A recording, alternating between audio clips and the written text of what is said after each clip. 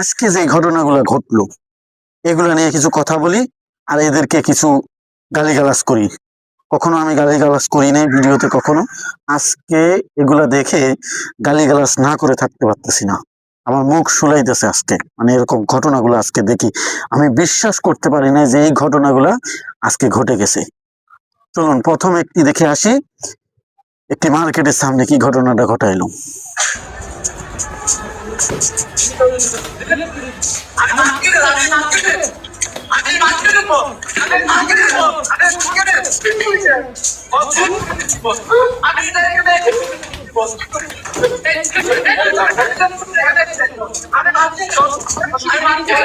চেহারাগুলো চেনা রাখুন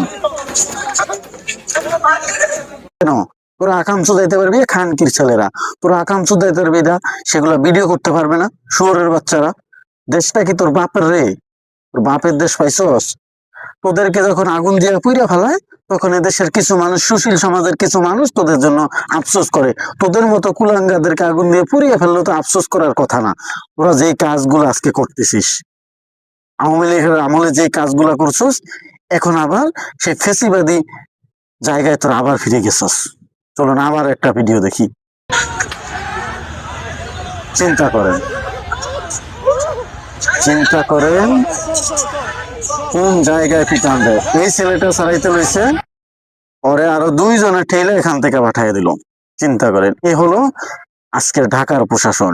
ঢাকার ভিতরে যত কুলাঙ্গার আছে এগুলাকে সব ঢাকা নিয়ে গেছে ট্রান্সফার করে। আওয়ামী লীগের যত নেতাকর্মী আছে, যত আওয়ামী লীগের প্রশাসন আছে, এগুলোকে সব ঢাকা ট্রান্সফার করে সব এক জায়গায় করা হয়েছে।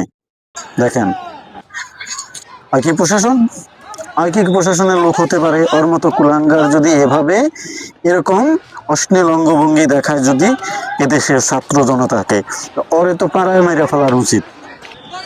ওই কাদের বলে এই কাজগুলো করতেছে। দেখেন দেখেন, সে আওয়ামী লীগের আমল ফিরে এসেছে। চলুন আরেক মায়ের কান্না শুনে আসি। আমি ওদের সামনে বুক পাইতে দাঁড়াইছি, ওরা একবার বোম দিছে, ওই জায়গায় আমার ইচ্ছা মতো পিটাইছে। আমি আমার ছেলেগুলারে নিয়ে জায়গায় চলে আসছি, ভিতরে এসে আমার পেটের মধ্যে লাত্তি দিছে, আমার বুকের মধ্যে ওরা লাত্তি দিছে।